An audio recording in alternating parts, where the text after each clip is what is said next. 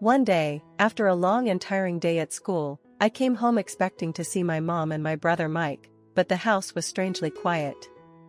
They usually greeted me with a warm smile and a snack, but that day, they were nowhere to be found. As the evening shadows lengthened and the house remained silent, I began to feel uneasy. My dad, too, hadn't returned from work, which was unusual. He was the kind of man who never missed dinner without a call. Hunger finally drove me to the kitchen, a place I usually avoided touching much, especially the fridge. My mom had strict rules about not wasting electricity, and I had always adhered to them, not wanting to invite her displeasure. But that evening, driven by a gnawing emptiness in my stomach, I hesitated only briefly before my hand closed around the fridge handle and pulled it open. To my dismay, the fridge was nearly empty, housing only bottles of ketchup, mayonnaise, and a few other condiments. Desperation took over, and I grabbed the ketchup, squeezing a generous amount directly into my mouth. The acidity and the unexpected spiciness made me cough violently, prompting me to rush to the sink to drink directly from the tap. The water did little to satiate my hunger. Just then, a noise from the entrance startled me. Hope surged as I thought, Mom. Mike. They must have come back. I dashed to the front door, only to find my grandmother standing there, looking equally startled to see me. Mary, weren't you supposed to be in Germany? She asked in confusion. I was dumbfounded. No, Grandma, I've been here all day. What do you mean, Germany? Her face fell, a mixture of sadness and anger flashing across her features. Your mom, Dad, and Mike left for Germany just a while ago. I thought for sure you had gone with them. The room seemed to spin as I absorbed her words. My own family had left the country without me. Seeing my distress, Grandma quickly stepped forward, her arms open wide. Mary, from today on, you'll live at my house, she declared with a firm nod. Her embrace was warm and comforting, a stark contrast to the cold abandonment I felt at that moment. Now, years later, I live with my grandmother, who has been a constant source of support and love. Despite her weakening legs and the challenges of navigating our apartment building, helping her has never felt like a burden. I owe her more than I can ever repay. Growing up, I always felt different, struggling academically, which seemed to disappoint my highly educated parents. I often wondered if they resented me for it, as their attitudes and occasional harsh words led me to many tearful nights. Living with my grandmother gave me a new perspective and a much-needed sense of belonging that I had lacked in my younger years. Though the wound of my parents' inexplicable departure still aches, I found a semblance of peace and purpose in caring for the woman who stood by me when I was left alone. Growing up with my older brother Mike was a study in contrasts. He was the golden boy, 5 years my senior, and labeled a prodigy from an early age. His brilliance was the pride of our family, especially in the eyes of our parents. He excelled in every academic endeavor, his name synonymous with success in our local community and among the school and neighbors. This left me, struggling with basic subjects, always in his shadow. My mother often made it painfully clear how she felt about my academic performance compared to Mike's. Her words were sharp, laced with disappointment. Because of you, our entire family feels embarrassed. Please try to stay indoors as much as possible, she would say with a tone that cut deeper each time. All I could ever muster in response was a meek, I'm sorry, Mom. As exams approached, my presence was deemed a potential disturbance to Mike's studies. My mother would oust me from my room, relegating me to the hallway with nothing but a cushion for comfort, even in the cold of winter. You'll sleep here for the next few days, she declared. Once, I protested, shaking my head, unwilling to accept this unfair treatment. That only incited my father's anger. Don't be selfish. When you're so useless, be grateful you're not kicked out of the house, he yelled, his words echoing my mother's sentiments. This disparity in treatment was something I couldn't grasp as fair or just. The frustration and tears would overwhelm me as I faced such harshness alone. The humiliation didn't stop there. My mother escalated her cruelty during those times, forcing me to kneel in the hallway and eat vegetable peel seasoned with dressing, scraps meant for the compost. This was while the rest of my family enjoyed warm meals and lively conversations just a room away. "Hey, Ben," Mike topped his class again in the recent test. "Thanks for sending me to a top-level tutoring center so I can focus on my studies," Mike would say, acknowledging our father's support. "I understand. I'll continue to work hard and stay focused on my studies," he would add, always the obedient son. Meanwhile, I sat in the hallway, clutching an empty plate after finishing the scraps. One evening, longing for warmth and inclusion, I asked, "Mom, I'd like some warm soup too." Her response was harsh and mocking. "Why don't you drink from the river?" she retorted, prompting laughter from my father and Mike. All I could do was sit there, hugging my knees, enduring the cold and hunger until dawn. During those difficult times, the only glimmer of kindness came from my paternal grandmother.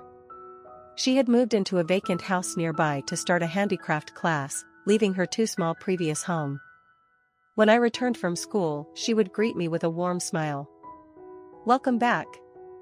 Did you have fun at school?" she'd ask, her kindness a stark contrast to the coldness at home. Her presence became a sanctuary, a place where I felt seen and valued amidst the struggle and neglect at home. As dusk began to fall, I watched my grandmother busily preparing dinner. Sensing my gaze, she turned and spoke with a soft concern, "Mary, you should be heading home soon. Isn't your mom waiting to prepare dinner for you?" I could only shake my head, the truth spilling out more bitterly than I intended. "Mom won't make anything for me." "And what do you usually eat?" she asked, her voice laden with worry. "Vegetable peels, tap water," I replied, the words feeling both shameful and relieving to confess. My grandmother's response was immediate and full of warmth. She rushed over, enveloping me in a tight hug. "From today on, you'll eat here." "Really, is that okay?" "Of course, you're growing, Mary. You need to eat plenty and grow big and strong," she insisted, her kindness washing over me like a healing balm. "Thank you, Grandma," I managed to say, tears streaming down my face for the first time in what felt like genuine relief. From that day, I started sneaking over to my grandmother's house to eat, evading my family's scrutinizing eyes. Being able to have a warm meal and fill my stomach was a reward beyond words, turning ordinary moments into profound joys. As students began to flock to my grandmother's house for the craft class she had started, I found a corner to myself, drawing quietly so as not to disturb anyone. The fear of being disliked by my grandmother haunted me. I knew that losing her favor would mean losing the only sanctuary I had. Drawing became my escape, allowing me to forget the bitterness of my home life. But one day, fueled by what she had learned of my situation, my grandmother confronted my parents. She stormed into our house, her anger palpable. "What are you thinking, not feeding her properly? Mary is your child too," she exclaimed. My father's response was cold and dismissive. He simply frowned and locked himself in his room, leaving my mother to handle the confrontation. "Punishing bad grades is part of parenting. Don't interfere with our educational methods," my mother retorted with a tired sigh. They didn't listen to my grandmother at all. After she left, the repercussions for me were severe. My parents scolded me harshly. "Why did you tell Grandma such things? I come back from work tired, and all you do is cause trouble," my father berated me. "That's right, you're already useless, don't make things harder for us," my mother added. With a heavy heart, all I could do was apologize, suppressing the immense feelings of injustice. "From tomorrow, stop going to Grandma's. Your presence embarrasses us in the neighborhood," they harshly instructed. Feeling utterly dejected, I encountered Mike as I walked down the hallway, just as he emerged from his room. "You've got it easy, always free to play." "I have to study because I'm capable, which makes my days busy and hard," he remarked, likely intending it as a taunt. I didn't reply, but glared back at him angrily. Then, one day, a friend of mine who works at an educational institution in Germany mentioned an opportunity that seemed like a lifeline. She told me about a scholarship program aimed at students who faced challenging home environments and showed potential, despite lacking support. "Mary, you should apply. It's a chance to study abroad, to get away from all this and start fresh," she encouraged. The idea of escaping to a place where no one knew my family or my supposed shortcomings was enticing. For the first time, I saw a flicker of hope, a chance to redefine my life on my own terms. I began gathering the required documents, sneaking around to get my school records and other necessary paperwork without alerting my parents. Each step was fraught with anxiety, but also filled with an unprecedented sense of purpose. I worked on my application essays at my grandmother's house, pouring my heart into every word, explaining my situation and my determination to change the narrative of my life. As I sent off the application, I felt a mixture of fear and excitement. Weeks passed, and each day was a test of patience. Meanwhile, I continued to visit my grandmother's house, though less frequently, abiding by my parents' harsh directive but still finding moments to escape their scrutiny. Finally, the response came. I was accepted into the program with a full scholarship that covered not only my tuition but also provided a stipend for living expenses. It was more than just an academic opportunity, it was a chance to experience a life where I was not defined by my brother's shadow or my parents' harsh words. I knew telling my family would be another challenge, but armed with the support of my grandmother and the prospect of a fresh start, I felt ready to face whatever came next. As I prepared to share the news, I felt a strength I hadn't known before, fueled by the hope of a new beginning and the knowledge that soon, I would be stepping into a new chapter of my life, one where I could be valued for who I was, not just compared to someone else. Standing there in the doorway was not my mom, but rather my grandmother, who had come over after not hearing from me all evening. Her worried expression softened slightly when she saw me. "Mary, have you been alone all this time?" she asked, her voice filled with concern. I nodded, unable to hide my confusion. "Mom, Mike, and Dad are gone, and I don't know where they are," I explained, trying to steady my voice. Grandma's brow furrowed as she stepped inside, setting her purse down with a decisive thud. "Let's sit down, dear," she said, guiding me to the sofa. As we sat, she took my hands in hers, her touch reassuring. "Your teacher called me," she began. "She was worried because she thought your parents might have gone ahead with their plans without you." My heart sank. "Plans? What plans?" The words felt heavy, even hard to articulate. "Your family was planning to move to Germany. It seems they might have left earlier than expected," she explained gently. The room seemed to spin as I absorbed her words. They had really left me behind. But why wouldn't they take me? Am I really such a burden? The words spilled out, a mix of hurt and disbelief, clouding my voice. Grandma squeezed my hands tighter. "Oh, Mary, you are not a burden.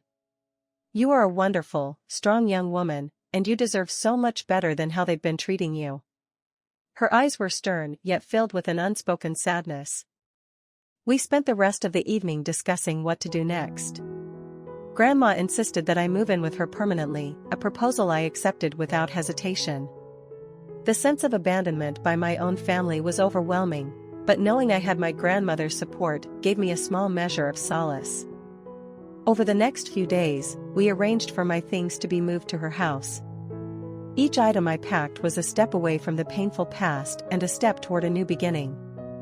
My grandmother became more than just a relative, she was my guardian, my mentor, and my most trusted confidant. As I settled into my new home, the reality of my family's departure without me began to sink in deeper. Despite the hurt, I found a new rhythm to my days with my grandmother, filled with warmth and understanding that had been sorely missing. Her house was not just a place of refuge, it was a place where I could grow, learn, and eventually, find healing. Navigating my emotions during this time was complex. I felt abandoned, yet the freedom from the constant comparisons and harsh treatment was liberating. My grandmother encouraged me to express myself, to draw and read, and slowly, I began to feel less like the family outcast and more like someone worthy of love and respect. As I adapted to life without my immediate family, I clung to the hope that one day, I could prove to myself, if not to them, that I was capable of much more than they had allowed me to believe. Living with my grandmother brought a sense of normalcy and safety that was absent in my life for so long. Each day, as I navigated through the emotional aftermath of my family's departure, she was there with a steady presence that comforted me. It was in these small, everyday moments that I found the strength to start rebuilding my shattered self-esteem. One afternoon, after another craft class had ended, my grandmother and I sat down in the cozy living room, surrounded by the quiet hum of daily life. She had a thoughtful look on her face as she sipped her tea. "Mary, how would you feel about starting a small project together?" she asked, setting her cup down. "We could work on a quilt. It could be a fun way to spend our time together and create something beautiful." I was surprised and touched by her suggestion. Working on a project together wasn't just a pastime, it was a testament to her commitment to helping me heal and grow. "I would love that, Grandma," I replied, feeling a genuine smile spread across my face. It was one of the few times I felt truly happy since the day my family had left. As we started planning our quilt, choosing fabrics and patterns, I felt a new sense of purpose. Each piece of fabric we selected represented a patch of my life, some tattered and worn, others bright and hopeful. Stitching them together felt symbolic, like I was piecing together the fragments of my past into a new, resilient whole. My grandmother taught me not only how to stitch, but also about patience and care in crafting something of lasting value. "Every stitch is like a moment in life," she would say. "You must handle it with care, but don't be afraid to make it your own." These lessons went beyond quilting, they were lessons in life, teaching me how to mend the broken parts of myself. During our quilting sessions, we talked about everything and anything. My grandmother shared stories of her youth, of challenges she had faced and overcome. Her stories were filled with adversity, but also with triumphs, and they inspired me. It became clear that resilience was not about never facing setbacks, but about learning how to rise from them. One evening, as we spread the nearly completed quilt out on the living room floor, admiring our work, my grandmother looked at me with a twinkle in her eye. "You see, Mary, this quilt is a lot like life. It's made up of different pieces, each one unique. Some parts might not seem to fit at first, but with enough time and effort, they come together to form something beautiful." I looked at the quilt, then at my grandmother, and realized how much I had changed since coming to live with her. I was no longer the scared, lonely girl who felt abandoned. I was becoming someone stronger, someone who could find beauty in the broken places. As we continued to work on the quilt, I knew that this was more than just a craft project, it was a symbol of my journey. With each stitch, I was not only connecting fabric, but also reconnecting with myself, building a new life where I could finally feel whole. "I'm sorry, she's just a huge fan of your work. She always has your drawings in her room." I smiled warmly at the little girl and her mother. "No need to apologize. It's truly an honor to meet someone who appreciates my art so deeply." I knelt down to the girl's level, extending my hand for a proper handshake, which she eagerly accepted with both of her small hands. "Thank you for supporting my art," I told her sincerely. "Do you like to draw too?" Her eyes lit up with excitement. "Yes. I draw every day. I want to be like you one day," she declared with a bright, hopeful smile. "That's wonderful. Keep drawing, and never stop dreaming," I encouraged her, feeling a sense of déjà vu. It was not so long ago that I was a young girl, unsure of my own talents, sitting quietly in my grandmother's craft class. This little girl reminded me so much of myself at that age. As I stood up, her mother thanked me again, and they moved on, allowing me to continue greeting other fans. The gallery was alive with chatter and admiration of my work, and each interaction filled me with a profound sense of gratitude. I could hardly believe that this was my life now, surrounded by people who not only recognized, but celebrated my art. Later, as I prepared for the TV appearance, my thoughts drifted back to my grandmother. Without her encouragement and belief in my abilities, none of this would have been possible. She saw potential in me when I couldn't see it in myself and provided the nurturing environment I needed to blossom. My manager handed me a final schedule check before the show. "Ready, Mary?" he asked. "Just about." "Let me just take a moment," I replied, pulling out my phone to send a quick message to my grandmother. "Heading into the interview now. Wish you could see this. Thank you for everything, I typed, my heart swelling with emotion. As I stepped into the studio lights, ready to discuss my journey and my art, I carried with me not just my own aspirations but also the legacy of my grandmother's love and wisdom. Her lessons extended beyond the craft classes and into the very fabric of my life, teaching me resilience, creativity, and the importance of nurturing others. The interview went smoothly, with discussions about my artistic process, the inspirations behind my most famous pieces, and my plans for future projects. Through it all, I made sure to highlight how crucial my grandmother's role had been in my development as an artist. As the segment concluded and the camera stopped rolling, I felt a wave of accomplishment mixed with nostalgia. I had come so far from the days of uncertainty and hardship, and while I looked forward to continuing my journey, I also looked back with immense gratitude. The little girl from the gallery and her glowing admiration served as a poignant reminder of the impact my art, and by extension, my grandmother's influence, had on others. It was a cycle of inspiration and support that I hoped to continue as long as I could wield a brush. Leaving the studio, I made plans to visit my grandmother the next day, eager to share the experiences of the evening and to once again sit with her, perhaps starting a new quilt or just reminiscing. In the patchwork of my life, she was the thread that held everything together, and I was endlessly thankful for her warmth and guidance. As the security hesitated, unsure of how to proceed given my parents' insistent claim of family ties, I took a deep breath, finding my voice amidst the tumultuous emotions swirling within me. No, I don't want to start living with you again.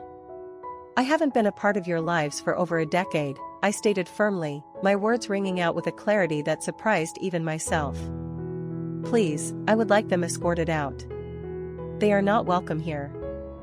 My manager quickly stepped in, signaling to the security guards to intervene. As they approached, my mother's expression twisted into one of disbelief, while my father's face hardened, his eyes narrowing. But Mary, we're your parents. Don't you remember all the good times? My mother pleaded, her voice cracking under the strain. Good times, a notion so alien to my memories that it almost seemed laughable. All I could recall were the days of neglect, the harsh words, and the unmistakable feeling of being unwanted. Those weren't good times for me, I replied. You left me when I needed you the most. I built a life without you. Please respect that. As the guards began to lead them away, my father's old habit of commanding the room reared its head. You'll regret this, Mary. We're still your family, he shouted, his voice echoing off the walls of the gallery. Watching them being escorted out, a mix of relief and sorrow. Relief that I had stood my ground, and sorrow for the family bond that could have been but never was. The gallery crowd watched in muted silence, a collective breath held and then slowly released as the commotion subsided. Turning back to the gathered fans and supporters, I mustered a smile. I'm sorry for that interruption, everyone. Let's continue celebrating art and the connections it brings us, I said, trying to steer the atmosphere back to the celebration of creativity. After the event, as the gallery emptied and the last of the attendees trickled out, my manager approached me with a look of concern. Are you all right, Mary? That was quite a confrontation. I nodded, feeling the weight of years lift slightly with the acknowledgement of my new life, separate from the shadows of the past. Yes, I'm okay. It was unexpected, but I'm glad I handled it the way I did. It's important for me to stand by the truth of my experiences with them. Later that night, alone in my studio surrounded by my canvases, I reflected on the day's events. The encounter with my parents had reopened old wounds, yet it also reinforced my resolve to cherish the life I had built with my grandmother and through my art. My success was not defined by their absence, but by the love and support I had found in those who truly cared about me. As I cleaned my brushes, I thought about the little girl from the gallery, her shy smile and hopeful eyes. In her, I saw a reflection of myself, and a reminder of why I strive to create, to connect, inspire, and perhaps offer a sense of belonging to those who see my work. This connection, far stronger than any biological tie, was my true family, my true home. Everyone in the gallery turned toward her, surprised by her sudden presence. That's enough, she declared, wheeling herself closer. The room fell silent, the tension palpable. Mary doesn't owe you anything, my grandmother continued, addressing my parents with a steely gaze. She has thrived despite your absence, not because of any help from you. You cannot come here after all these years and demand anything from her, least of all her art, which she has poured her heart into. My parents looked taken aback, perhaps not expecting her to intervene or to speak so boldly. My father tried to interject, but we're still her parents. You were her parents, my grandmother cut him off sharply. You chose to leave her behind, to ignore her needs and feelings. You forfeited your right to call yourselves her parents when you abandoned her without a backward glance. I stood next to my grandmother, my hand on her shoulder, drawing strength from her unwavering support. Her courage filled me with a renewed sense of resolve. Turning to my parents, I found my voice growing steadier.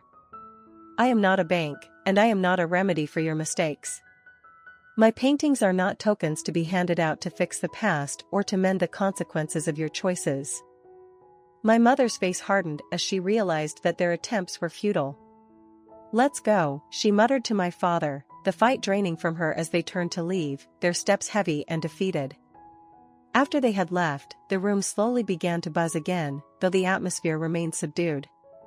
My manager approached, his expression concerned. Are you all right? Do you want to cancel the rest of the event? No, I replied, shaking my head. Let's continue. I won't let their selfishness overshadow this evening. Turning to the remaining guests, I smiled, feeling a sense of solidarity with them. Thank you all for staying. Let's return to celebrating art and its power to connect us. As the event resumed, I felt a profound gratitude for my grandmother and the guests who offered me smiles and supportive nods. The evening carried on, filled with meaningful conversations and expressions of appreciation for the art that had brought us all together.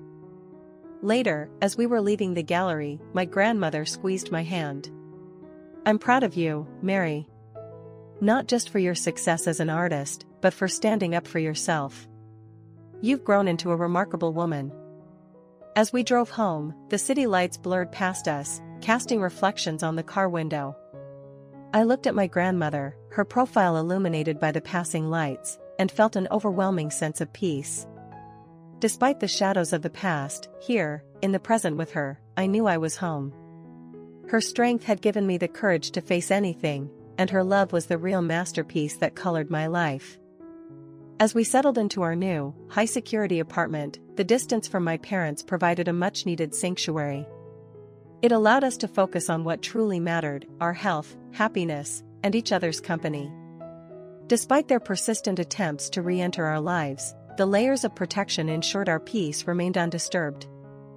I'm sorry you have to deal with all this because of me, I said one evening as we sat in our cozy living room, surrounded by boxes yet to be unpacked. The warm glow of the floor lamp cast a soft light over the quilts we had made together, now draped over the back of the sofa.